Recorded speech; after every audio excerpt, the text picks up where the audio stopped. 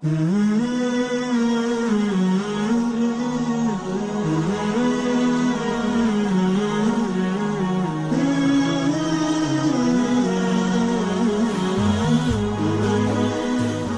الله الرحمن الرحيم الحمد لله رب العالمين الصلاة والسلام على أشرف الأنبياء وأطهر المرسلين شفيع المذنبين وحبيب رب العالمين نبينا محمد وعلى آله وصحبه وسلم أجمعين يا جماعة لت بمسلم هيوتست لفترة ميقبا وتسأنو كألا لم يبال عدلم بتأم كفتنيا تسأنو لفترة بين كميقباتشو منفساوي تكبارات مكاكل عندو بجمعة ألت يميدرقو يا خطبة سنسرعاتنا አስተውላችሁ ከሆነ በጁማዓ ዕለት በየመስጂዱ ተለያዩ ቦታዎች የጁማዓ ኹጥባ ወይም ዲስኩር ይደረጋል።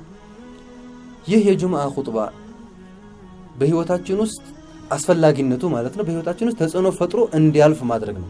ምክንያቱም ከተለያየ አካባቢ የሚገኙ ሰዎች አንድ ቦታ ላይ ተሰብስበው አንድ መስጂድ ላይ ተሰብስበው እስኪ የዚህ ሳምንት መልእክት ምንድነው ሳምንቴን የማስውብበት ሳምንቴ በሙሉ የሚቃኝበት የሆነ መልእክት ከመስጂዴ ኢማም ይዤ ወደ ቤቴ ልግባ ከዛ በኋላ ሳምንቱን በዛ ተውቤ ልሂድና ቤቴ ከዛ በሚቀጥለው ሳምንት ደግሞ አዲስ እንደዚሁ የሚተላለፍልኝን መልእክት እያዝኩኝ በየሳምንቱ እየታደስኩኝ ልምጣ የሚል ሐሳብ ይዘን ምን ሄድበት ዕለት ነው የጁማዓ ዕለት። ልብ በሉ እንግዲህ አሁን ያለንበትን አይደለም ይያልኩ ያለሁት መሆን የነበረበት ግን ይህ ነበር።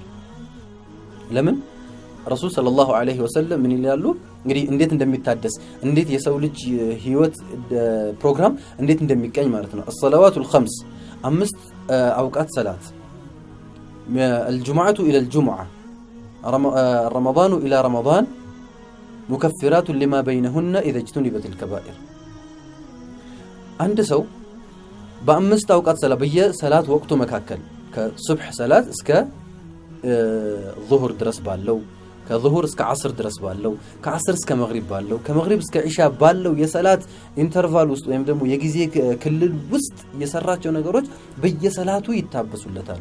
ሰላቱን በሰገደ ቁጥር ውዱ ባደረገ ቁጥር በተለይ ጥቃቅን ወንጀሎች ይታበሱለታል። በውዱ የሚታበስለት አለ፣ ወደ መስጂድ በመሄዱ የሚታበስለት አለ፣ ከዛ ሰላቱን በመስገዱ ከሰላት በኋላ የሚያደርገው ዱዓ እንደዚህ በመሳሰሉ የሚታበስለት በርካታ ወንጀሎች አሉ ማለት ነው። ከዛ ቀጥሎ ከአምስት አውቃት ሰላት በኋላ الجمعة إلى الجمعة ከጁምዓ እስከ ጁምዓ ድረስ ደግሞ የሰራቸው ነገሮች ጁምዓ በመጣ ቁጥር ይታደሳል ማለት ነው። ስለዚህ አንድ ሰው ጁምዓን እንደ ፒቮት ፖይንት ወይም ደግሞ እንደ አንድ የማዕዘን ድንጋይ ሊያስባት ይገባል። ህይወቱን በየሳምንቱ የሚያድስበት የሚቀይርበት የሚለውጥበት ባለፈው ሳምንት ያሳለፍኩት ዕለት ምን ይመስላል ብሎ የሚቀኝበት አሁንስ ከዚህ በኋላ ያለው ሳምንት እንዴት መጓዝ አለበት ብሎ እቅድ የሚያወጣበት መሆን አለበት።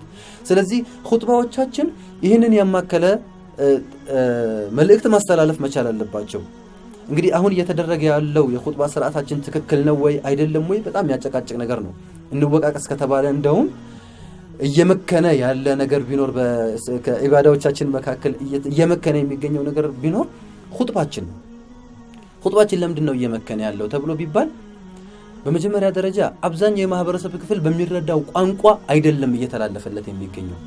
مثلا የአረብኛ ቋንቋ እንግዲህ ፉቃሃ الاسلام እስልምና ምሁራን ልሂቃን የሚያነሷቸው ነጥቦች አሉ። ኹጥባ በአረብኛ ነው መሆን ያለበት ወይስ በማህበረሰቡ በሚግባባበት በሚያዳምጠው ቋንቋ ነው መሆን ያለበት እያሉ የሚያነሷቸው ሐሳቦች አሉ። እነዚህ ሐሳቦች መፍትሄ አላቸው።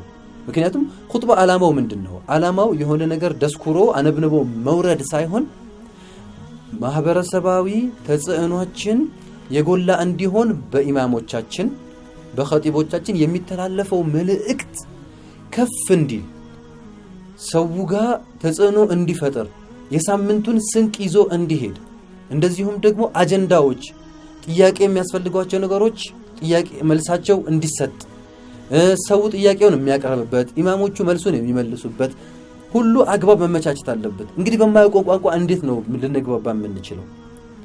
በመልእክት ቋንቋ እንኳን መግባባት በማንችልበት አቋም በማናውቀው ቋንቋ እየተላለፈ እንዴት ነው ልንግባባ የምንችለው ተብሎ ሲጠየቅ የራሱ የሆኑ እንግዲህ ዑለማ الاسلام መፍትሄ አበጅተውለታል። ከዛ መካከል አንዱ የኹጥባ አርካኖች የሚባሉ አሉ። አርካን ተብሎ የሚቀመጡ ለምሳሌ ሰላዋትን ይመስል እንደዚሁም ደግሞ እፍትታህን ይመስል ተውሲያን ይመስል ቢተቅዋላህ እነዚህ መሳሰሉት የሚያስቀምጧቸው ነገሮች አሉ። እነዚህ በአረብኛ ይሁን ከዛ ውጭ ያለው መልእክት ግን ሰው ዘንድ እንዲተላለፍ የተፈለገው መልእክት ግን በሚገባው ቋንቋ በሚረዳው ቋንቋ እንዲሆን እንግዲህ ይህ የእስላም ምሁራን አንዱ ያስቀመጡት መፍትሄ ነው ማለት ነው። ኹጥባዎቻችን ከሚመክኑባቸው ምክንያቶች አንዱ ይህ የቋንቋ ባሪየር መቀረፍ ወይም የቋንቋ ግርዶሽ መነሳት መወገድ መቻል አለበት። ሁለተኛው ኹጥባዎቻችን መከኑ የሚባልበት ምክንያት ምንድነው?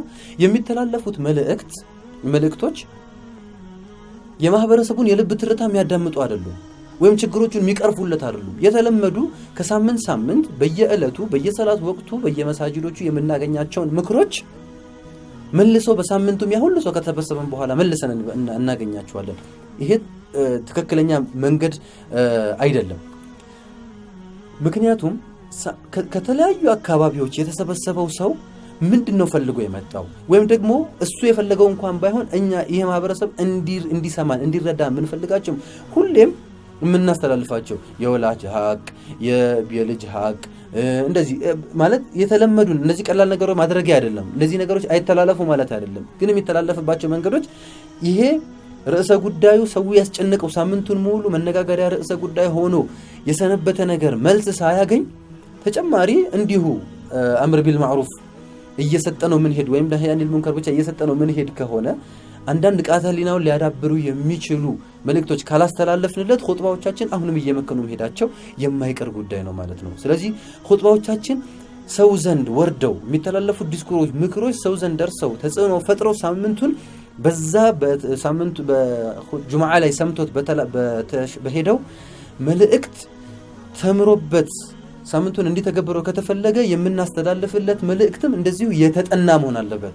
ኢማሞች ተጨንቀው ተጠበው ለዚህ ማህበረሰብ በዚህ ሳምንት ምን ላስተላልፍለት የሆነ ኪታብ ሳብ አድርጎ የኹጥባ ኪታብ ገለጥ አድርጎ የተመቸውን ነገር ከጊዜው ጋር ሙናሰብ ነው ብሎ ያሰበውን ነገር በድግ አድርጎ በአረብኛ አነብነበው ወርዶ ሰላም አለይኩም ብሎ መለያየት እንደው ሰላቱን ሰግደን መጣን ከማለት ውጪ ትርጉም ላይኖረው ይችላል ማለት ነው። ሶስተኛው ችግራችን ደግሞ የኢማሞቻችን ማህበረሰቡን የማናገር እንደዚሁም ካለው ተጨባጭ አሁን ጊዜያችን ካለበት ተጨባጭ ጋር የመዋሃድ አቅማቸው አለመጎልበት ነው።